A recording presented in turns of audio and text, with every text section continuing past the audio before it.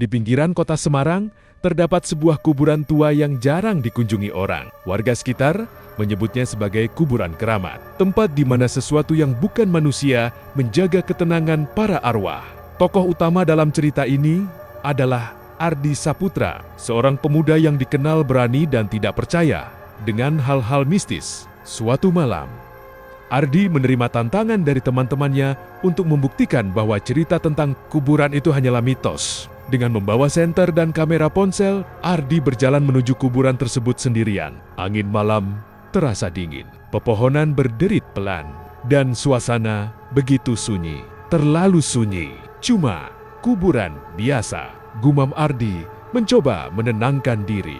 Ia mulai merekam video, namun saat ia melangkah lebih dalam, ia melihat sesuatu yang aneh.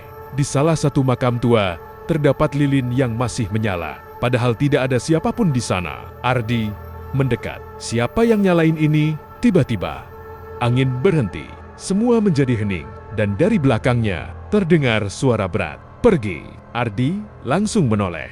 Tidak ada siapa-siapa. Namun saat ia kembali menghadap makam itu, ia membeku. Dari balik batu nisan, perlahan muncul sosok mengerikan. Kulitnya merah gelap, matanya menyala seperti bara api, taringnya panjang, dan tubuhnya besar menjulang. Itu bukan manusia. Makhluk itu menatap Ardi dengan penuh amarah. "Ini tempatku." Suara itu menggema, seolah berasal dari dalam tanah.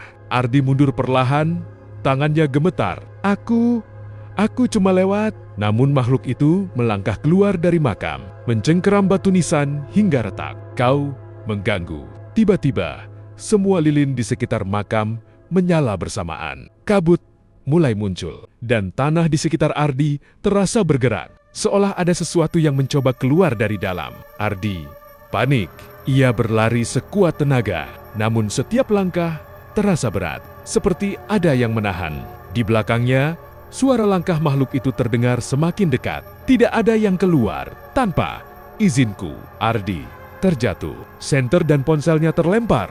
Ia mencoba bangkit, namun tubuhnya seperti tidak bisa digerakkan. Makhluk merah itu kini berdiri tepat di depannya. Matanya menyala terang, nafasnya panas. Ardi menutup mata, pasrah. Namun di saat itu, tiba-tiba terdengar suara azan dari kejauhan. Makhluk itu berhenti, wajahnya berubah, seolah kesakitan.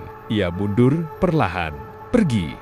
Sekarang, kesempatan itu tidak disia-siakan Ardi. Ia bangkit dan berlari keluar dari kuburan tanpa menoleh lagi. Setelah sampai di jalan, Ardi terjatuh dan terengah-engah. Saat ia menoleh kembali ke arah kuburan, tidak ada apa-apa, hanya kegelapan.